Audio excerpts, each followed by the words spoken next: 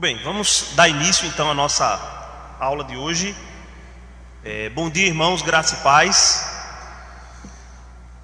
Vamos ter uma palavra de oração, pedindo a bênção e direção de Deus para aquilo que a gente vai ministrar aqui nessa manhã. Pedir que Deus nos auxilie, traga à nossa memória aquilo que a gente estudou.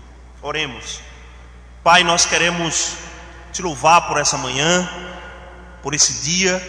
Queremos pedir a tua bênção, a direção do teu Santo Espírito para essa aula de hoje, Senhor, sobre religiões e seitas. Ó Deus, nós queremos pedir que o teu Espírito, através da tua palavra, ilumine as nossas mentes, traga-nos entendimento acerca da doutrina correta. Ó Deus, abençoa os meus irmãos, nos dá uma aula rica, uma aula de aprendizagem. Ó Deus, nos dirige, nós pedimos a bênção do Senhor, em nome de Jesus, amém. Ok? Muito bem, hoje, conforme nós combinamos, nós vamos, dentro da nossa série, né? Hoje será a nossa segunda aula da série Religiões e Seitas. Semana passada nós introduzimos, né, o que é uma religião, o que é uma seita, e também falamos sobre aquilo que vamos estudar. E hoje nós vamos dar início, propriamente dito, estudando a Igreja Católica Apostólica Romana. Hoje nós vamos estudar a parte histórica e também algumas doutrinas principais dos católicos romanos. E por último a gente vai ver alguns dados estatísticos, como anda o número de adeptos desta igreja, ok? Então, aí está, né, o nosso primeiro slide. Nós temos aí duas imagens que são bastante conhecidas. A primeira imagem, essa imagem é lá no Vaticano, é o pátio da igreja de São Pedro, né? É aí geralmente onde os católicos, muitos católicos vão e eles fazem peregrinação até esse local, né? E geralmente esse local, na imagem à direita, você tem aí o Papa, que é o bispo de Roma, é o líder, como a gente vai ver, maior da igreja, e vários fiéis. Então esse lugar é um lugar de peregrinação dos católicos e é um lugar muito importante para essa religião, ok? Vamos caminhando. Vamos lá. Catolicismo romano. Só o próprio nome da igreja já daria aqui para a gente estudar muita coisa. Igreja Católica Apostólica Romana. Só esses quatro termos aí, esses termos que identificam essa igreja, já daria uma série de estudos aqui. Então vamos ter uma visão histórica sobre o catolicismo romano. Os católicos, em seus documentos, eles defendem que a Igreja Católica, ela foi fundada por Jesus Cristo em Jerusalém por volta do ano 29. Alguns autores colocam o ano 33. Então essa divergência aí, depois de Cristo, né? Essa sigla DC quer dizer depois de Cristo. Isso está lá no Evangelho de Mateus, capítulo 16. Abra lá, por favor, do 16 ao 19. Mateus capítulo 16 é aquele texto em que Jesus está perguntando aos discípulos, né, quem as pessoas estavam dizendo que ele era. Irmãos, me perdoem, mas a gente vai ter que apressar um pouquinho aqui, tá certo? Por conta do horário. Mateus capítulo 16, a partir do verso 16. Pedro diz no 15, né, quando Jesus pergunta quem sou eu, aí Pedro diz, tu és o Messias. Eu estou lendo eu estou usando aqui uma versão da Bíblia Sagrada, edição pastoral. Seria uma versão que os católicos usam. Já que a gente está falando do catolicismo, eu achei por bem hoje ler também nessa Bíblia. Mas o Novo Testamento é a mesma coisa do nosso, não há nenhuma diferença não, em termos de quantidade de livro e de certa forma de tradução, não é uma coisa, ok? Então, aí ele diz assim, tu és o Messias, o Filho do Deus vivo.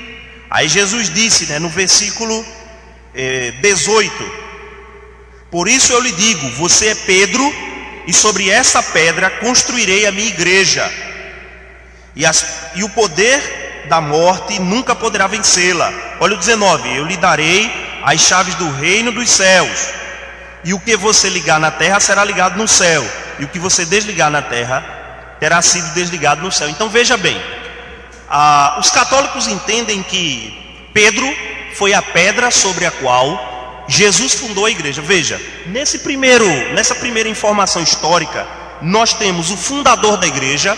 Os católicos dizem que o fundador da igreja foi Jesus.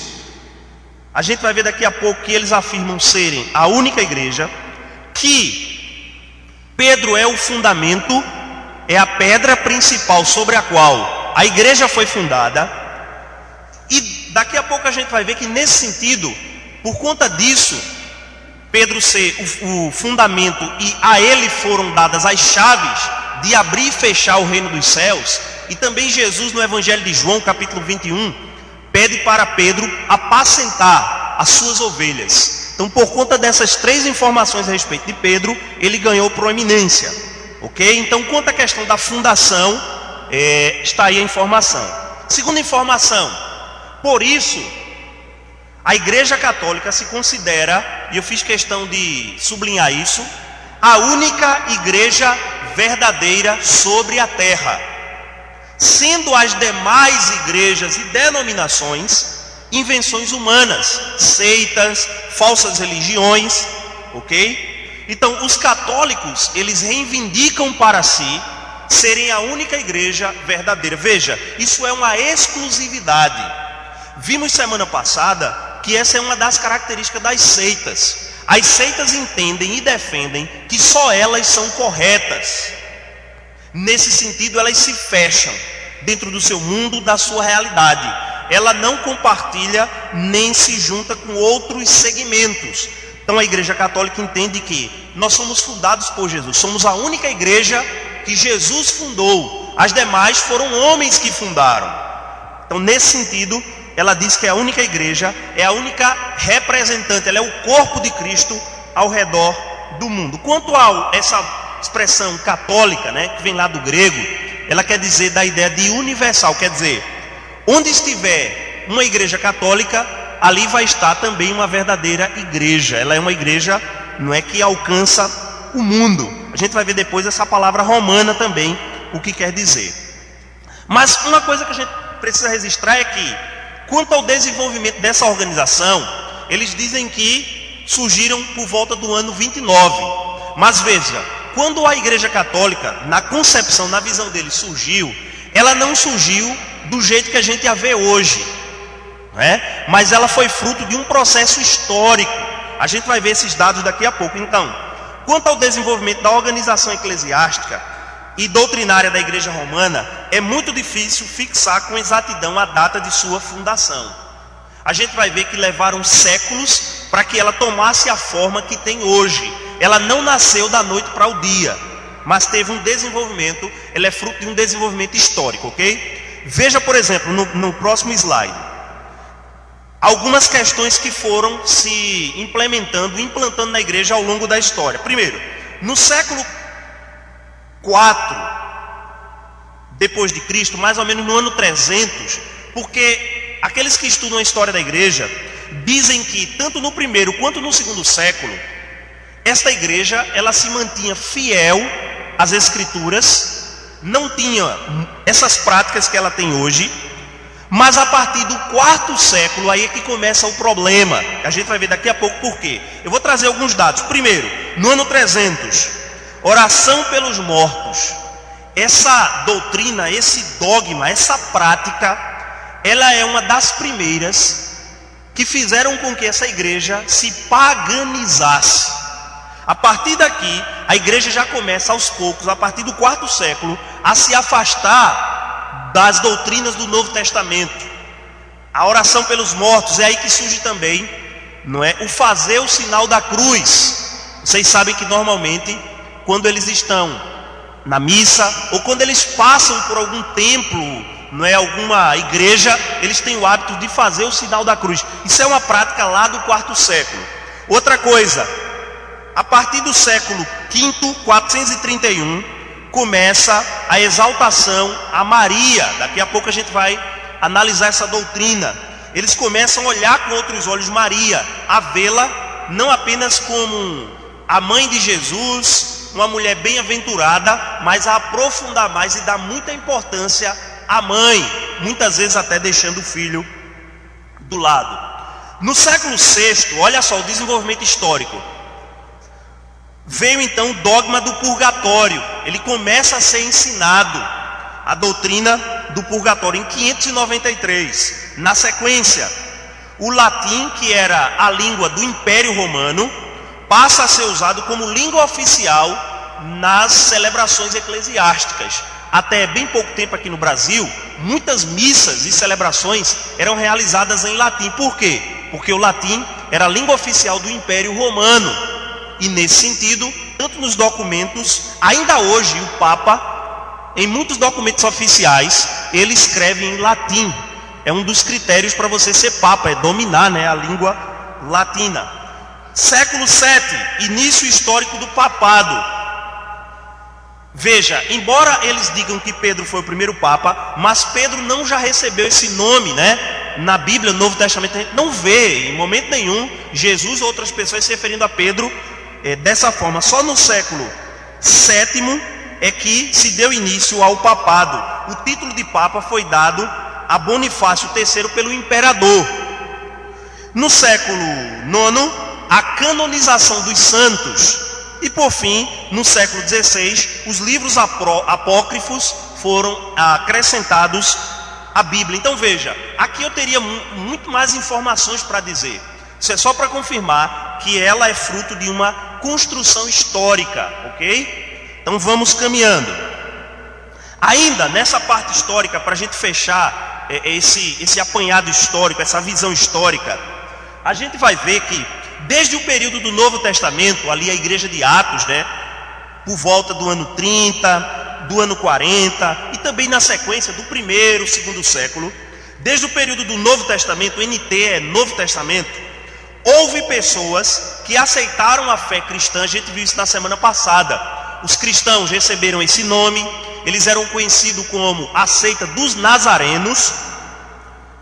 Eles não eram chamados de protestantes. Aí, pastor, tá vendo? Esse negócio de protestante foi uma invenção de Lutero. Não tem protestante na Bíblia. Realmente, não existe essa palavra protestante na Bíblia. Mas também os cristãos não eram chamados no primeiro século de católicos. Olha aí. Então estamos iguais, Estamos no mesmo barco nesse sentido. Eles nem eram chamados de protestantes, nem de católicos romanos. Eles eram simplesmente chamados de quê, irmãos? Cristãos. Os do caminho, os seguidores de Cristo, cristãos. Seguida, durante os 3 primeiros séculos, como eu disse, eles basearam sua fé nos princípios da palavra, na Bíblia, nas práticas cristãs sadias que a Bíblia aprovavam, davam como base, mesmo sofrendo perseguição. Os cristãos foram perseguidos pelos judeus. Lembre-se que o cristianismo, ele sai do judaísmo, ele começa dentro do judaísmo, o movimento cristão, mas ele, por conta de perseguições, ele sai, ele se propaga no mundo gentílico, Até no primeiro concílio da história da igreja, em Atos capítulo 15, exatamente essas controvérsias quanto aos judeus e aos gentios em algumas práticas. Então, os cristãos foram perseguidos pelos judeus. Os judeus não gostavam dos cristãos. Veja o exemplo de Paulo. Era perseguidor, depois passou a ser perseguido. Mas também os cristãos eram perseguidos pelos romanos, pelos imperadores de Roma. Eles não gostavam, eles diziam que os cristãos não se submetiam a muitas leis, não adoravam os seus deuses, não reconheciam o imperador como senhor, um semideus. E por isso os cristãos, no primeiro, segundo, terceiro século, foram veementemente perseguidos, tanto por judeus, mas também por romanos, por pessoas do império. A carta de Pedro nos mostra isso e algumas outras cartas do Novo Testamento. Mas, logo no início do 4º século, por volta do ano 324, esse é uma data muito interessante. Um imperador chamado Constantino, muitos de vocês já ouviram falar, não é? Constantino, ele ele recebeu uma visão e ele decidiu abraçar a fé cristã. Constantino era pagão, não era? Era idólatra, politeísta, mas com a chegada do cristianismo ali, ele então aceita o cristianismo, e aceitando o cristianismo como imperador, ele decreta a partir do ano 324 depois de Cristo que o cristianismo passaria a ser a religião oficial do império. A partir daquele momento, isso pode ter tido um lado bom, talvez sim, mas foi muito negativo, porque com a aceitação do império ao cristianismo, muitas pessoas começaram a aderir à fé cristã. Era uma novidade no império, vamos dizer assim.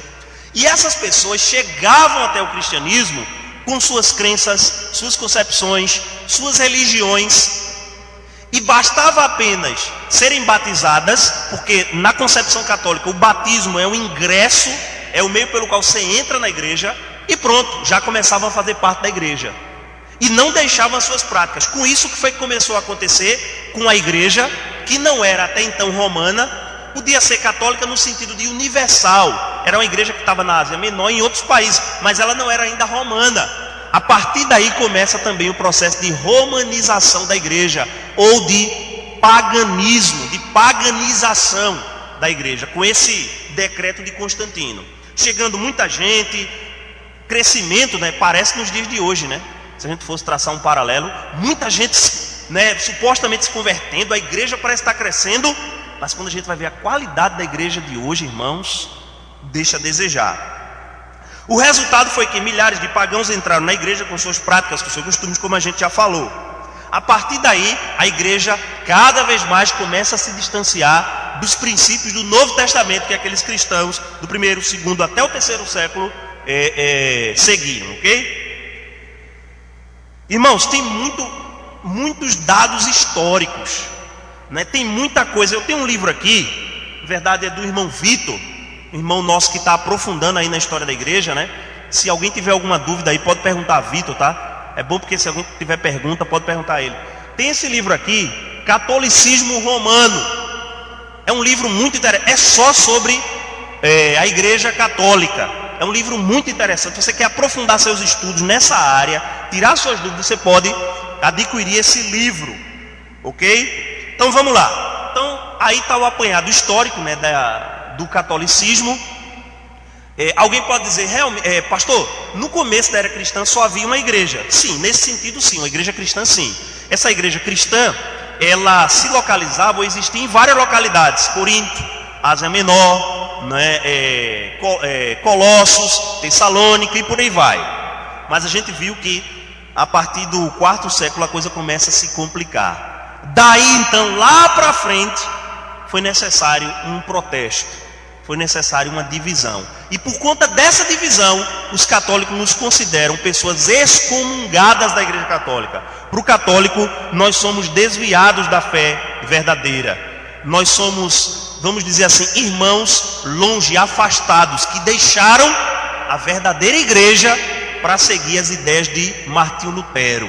Por isso que a gente recebe esse nome de protestantes. Mas antes disso, houve uma divisão entre a igreja católica romana e a igreja ortodoxa.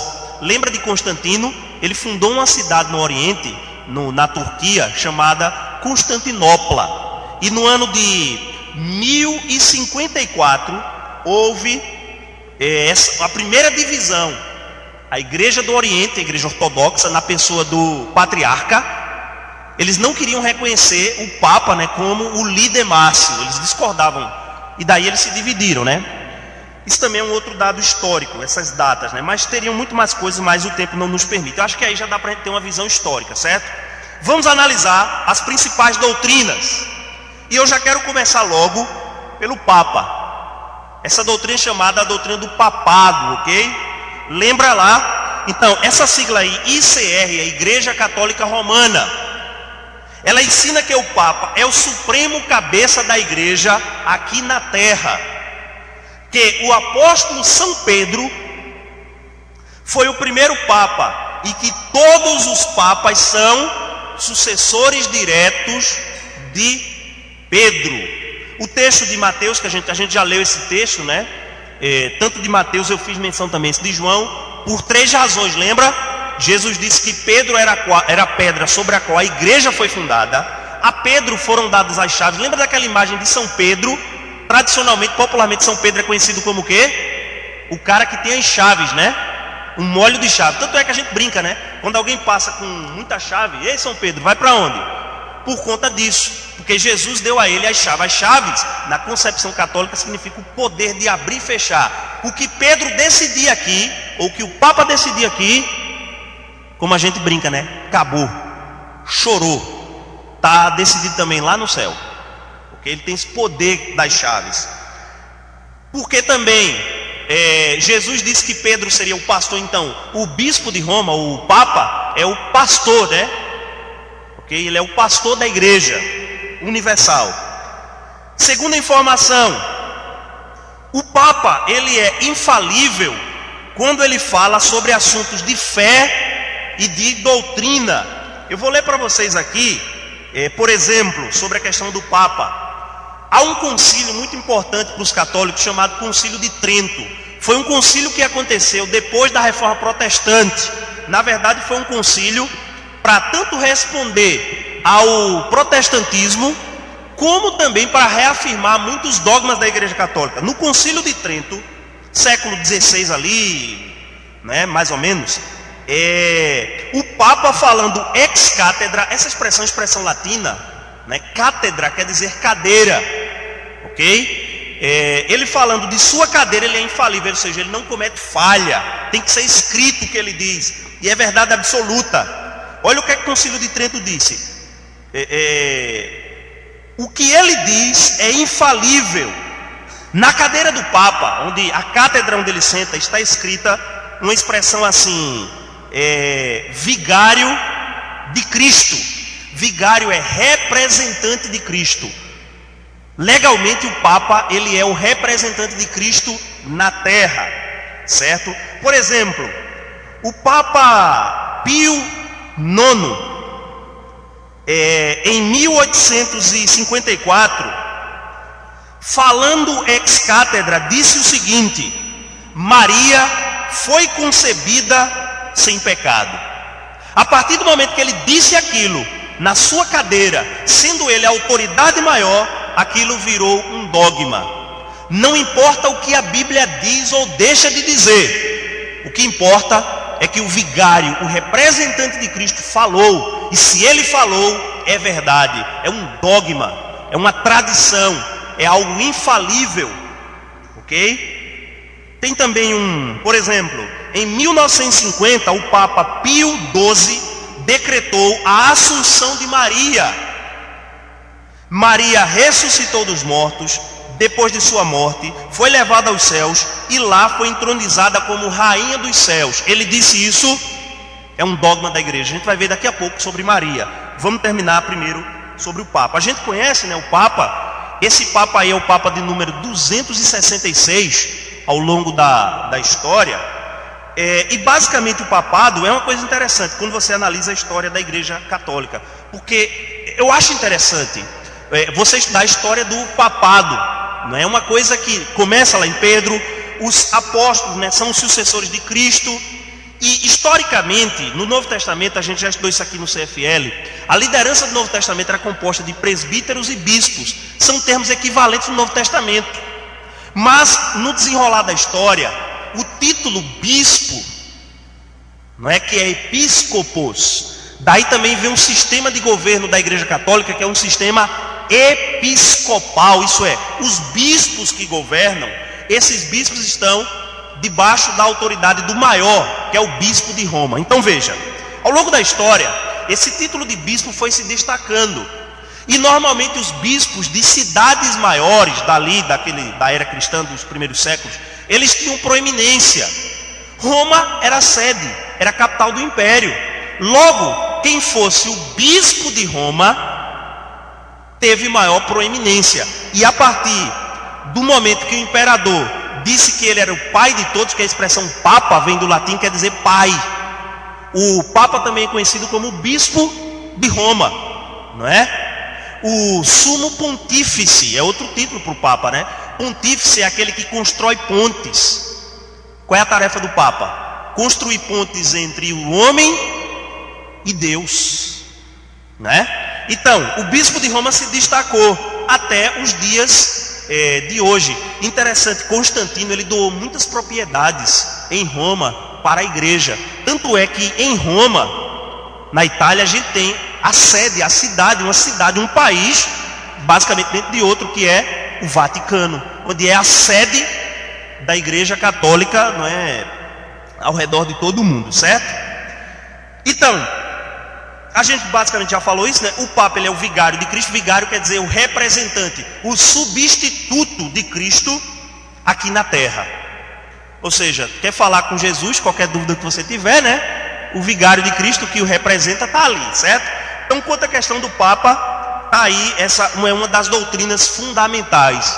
Para você ser um católico apostólico romano, você tem que conhecer a infalibilidade papal, reconhecer o Papa como líder, como autoridade maior da igreja. Se você nega isso, fica muito complicado você ser um católico que não aceita o Papa. Vamos caminhando. Para eles, Maria é mãe de Deus.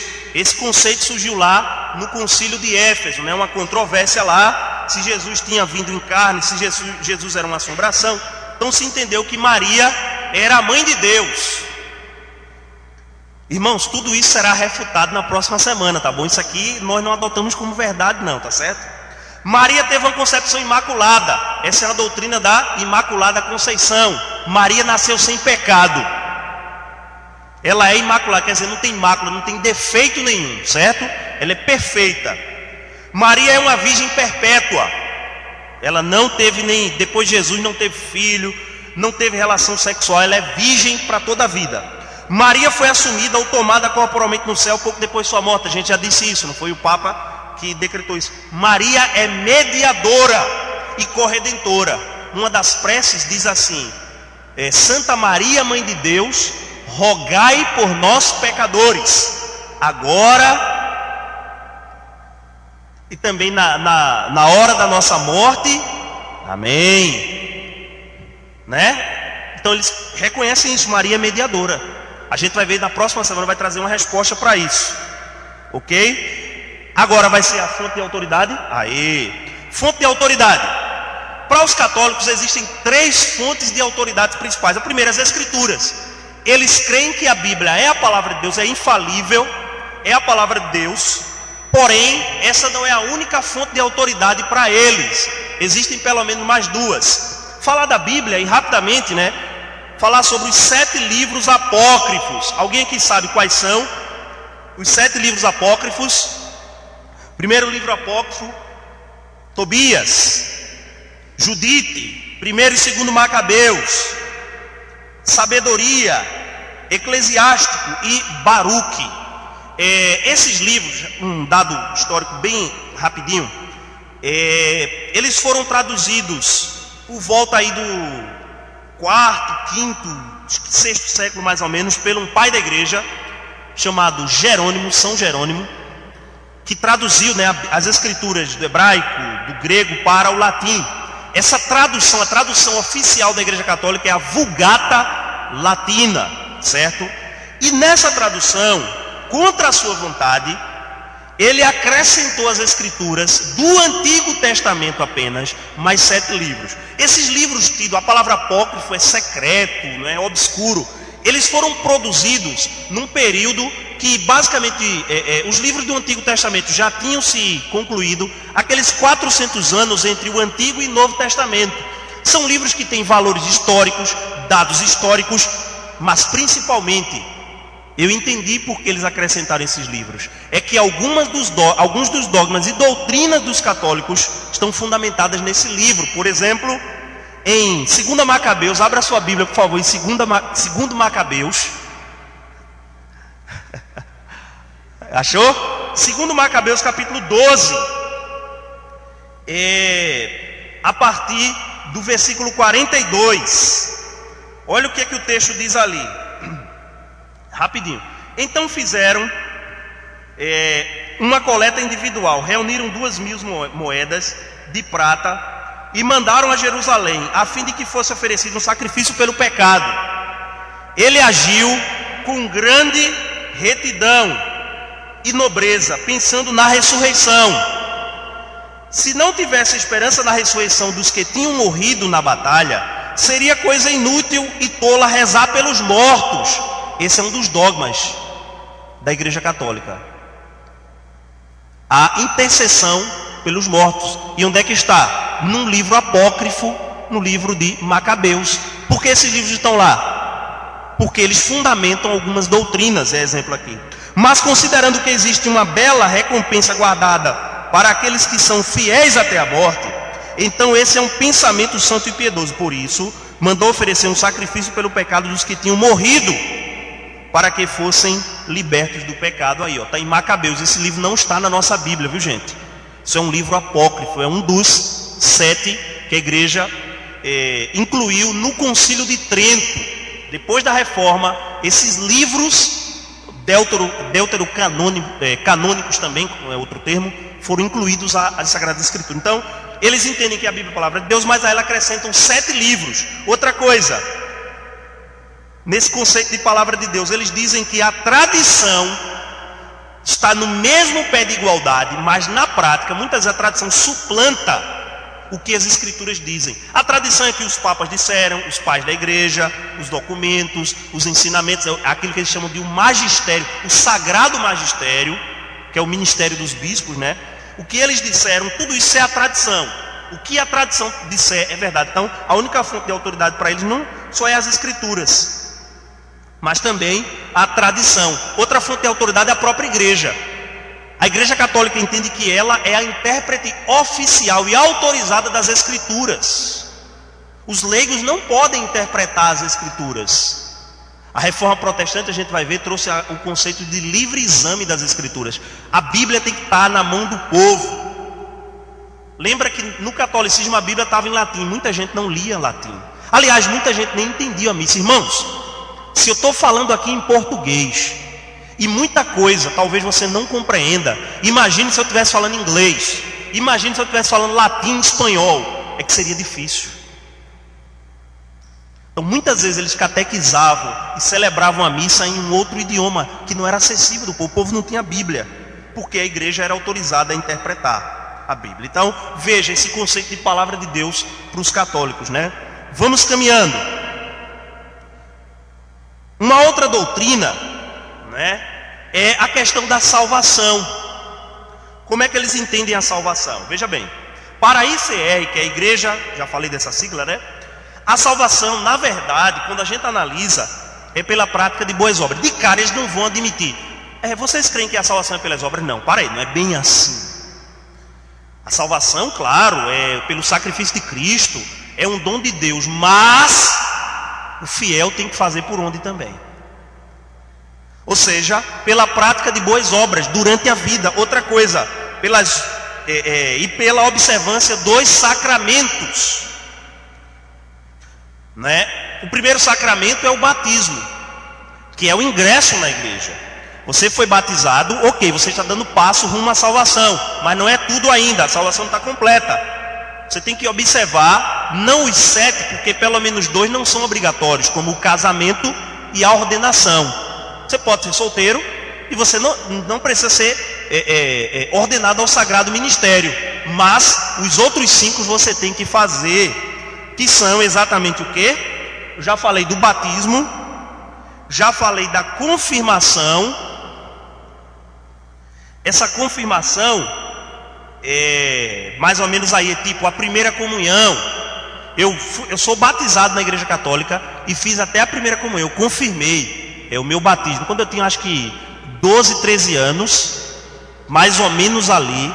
É interessante que eu já era crente, eu tinha tomado a decisão na igreja cristã, na igreja evangélica, mas estava indo para as aulas de catecismo.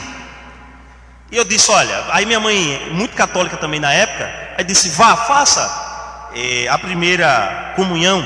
Eu já tinha tomado a decisão, mas ainda era novo convertido. Foi onde também eu me confessei com o padre. A primeira e única vez que eu tive essa experiência confessionário, né? Auricular, né? Confessar ali aos pés do ouvido do padre os meus pecados. Claro que eu omiti vários, né? Só disse, chamo palavrão, filho na escola, desobedeço meu pai, mas outros pecados eu deixei de lado. Vá, reze ali tantos Pai Nosso, vá ali, se arrependa e teus pecados estão perdoados. Então, a Santa Eucaristia, que é a missa, o católico tem que estar participando da missa, porque a missa retrata o último sacrifício de Cristo, ou a última ceia. A missa é a repetição constante do sacrifício, por isso que nela o fiel recebe a hóstia, não o cálice, porque só é para o sacerdote,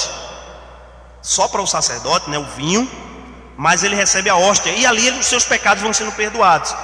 A penitência, a extrema unção, todo mundo aqui sabe o que é a extrema unção, né? Geralmente o sacerdote vai visitar ali o fiel quando ele está no último estado, vai interceder para que a alma dele seja... As ordenações e o matrimônio são os 7 sacramentos. Então, para ser salvo tem que observar esse sacramento. Em resumo, para os católicos a salvação é um trabalho de cooperação entre o homem e Deus, e aí o homem é salvo. A gente chama esse termo de sinergismo. É uma combinação, né, de forças entre Deus e o homem, para no fim o homem ser salvo.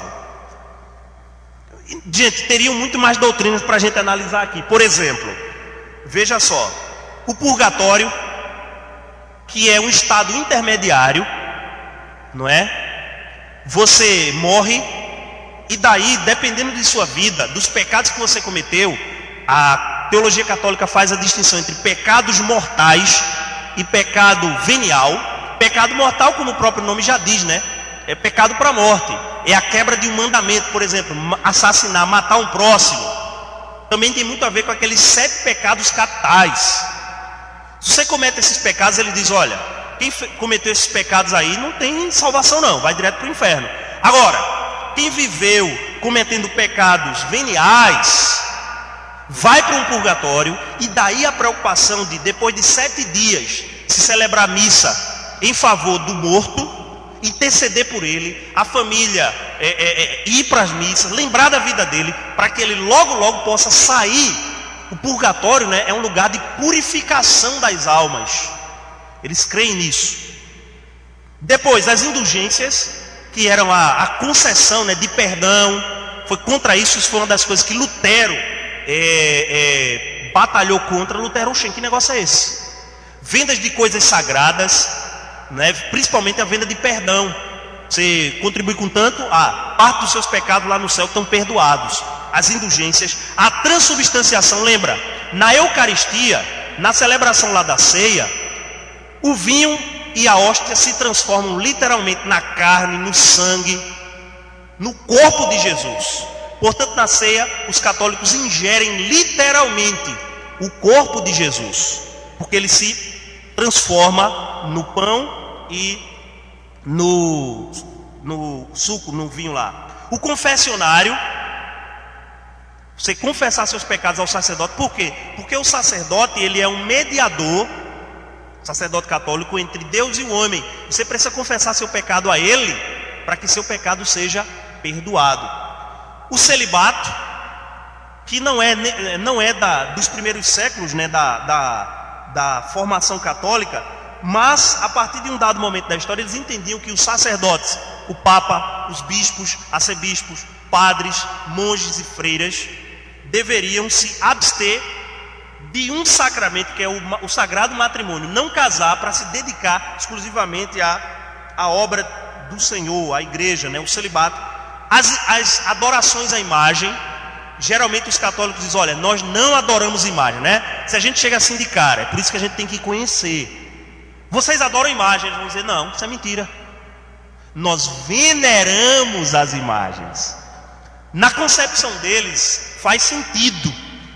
Eles dizem que venerar é respeitar, é servir. Nós adoramos só a Deus. Isso foi um dos papas que inseriu na tradição, para principalmente pessoas leigas que não sabiam ler, poder ver as imagens nas igrejas e lembrar da história. Geralmente eles alegam isso, né? Olha, a gente vê aquela imagem e a gente lembra daquele santo. Mas quando a gente analisa, a gente vê que não só é ver e lembrar. Eles dirigem cânticos, orações, agradecimentos e milagres a esses santos. Por exemplo, ontem liguei o NETV e ontem foi o dia da padroeira do Recife, a Senhora Conceição, né? E eles estavam lá venerando, né, essa santa. Tem também exatamente isso, a canonização, a adoração aos santos, o culto aos mortos. Irmãos, eu estava conversando com o pastor Anselmo, tem muita coisa. Abordar isso em 50, 40 minutos é um desafio grande. Mas se você quiser aprofundar, a gente tem material e pode passar para você.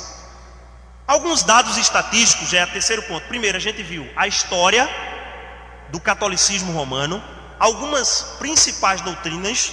Agora a gente vai ver a influência do catolicismo no Brasil. A gente sabe que, por sermos um país que foi descoberto pelos portugueses, né, uma colônia de Portugal. Portugal é um país católico. Os portugueses não só trouxeram sua língua, mas também sua religião. Eu estava lendo, interessante, até o século, creio que 17, 18, mais ou menos no século 18, o catolicismo era a religião oficial no Brasil. Hoje não é mais. Hoje o Estado é um Estado laico, sem religião oficial. O Estado assegura para nós a liberdade religiosa. E é por causa dessa liberdade religiosa que legalmente eu posso falar aqui das crenças, das ideias. Se, por exemplo, alguém quisesse aqui me processar, aí tem a gravação aí, o juiz ia pegar e dizer, olha, ele não insultou, ao contrário, ele só analisou as ideias. A Constituição nos garante a liberdade de expressão, de crença e de opinião, desde que você não fira a pessoa. Eu não estou ferindo aqui os nossos amigos católicos, eu estou apontando dados históricos, suas doutrinas, para na próxima semana dizer, olha, nós cremos diferente. É uma discordância, não é? É um pensar diferente na teologia, não é crime nenhum, tá certo? Então, até dado momento do Brasil, o catolicismo era a religião oficial. Influência nas universidades, nas escolas, na nossa formação como povo, a gente não pode negar isso. Então veja, ele exerce uma forte influência. Gente, nomes de praças, de cidades, de avenidas, de ruas, de universidades, realmente há uma grande influência do catolicismo na nossa nação. Isso é inegável. Isso é inegável. Prova disso é que a grande maioria de nós aqui veio do catolicismo. Exemplo meu. Uma das pessoas que aqui não vieram foi minha esposa, nasceu numa igreja protestante. Possa ser que tenham mais pessoas aqui que também já nasceram, vieram de um berço protestante. Mas aqui, se a gente fosse fazer um dado estatístico dos irmãos e irmãs que estão aqui, a grande maioria veio de um berço católico. Isso é inegável. Segundo, ele ainda é, o catolicismo, um segmento religioso com o maior número de seguidores. É a religião, o grupo religioso maior no Brasil e no mundo ainda. O Brasil é o maior país católico, é verdade, em termos de números, não de percentual da população. Existem outros países, como por exemplo a França, em termos de percentual é maior do que o Brasil, mas em termos de número de seguidores, o Brasil é o maior país católico do mundo. Mas nos últimos anos tem perdido muitos adeptos. Veja o seguinte dado aí do censo. O último censo que a gente teve foi em 2010. O censo é feito a cada 10 anos. Anterior a esse foi do ano 2000.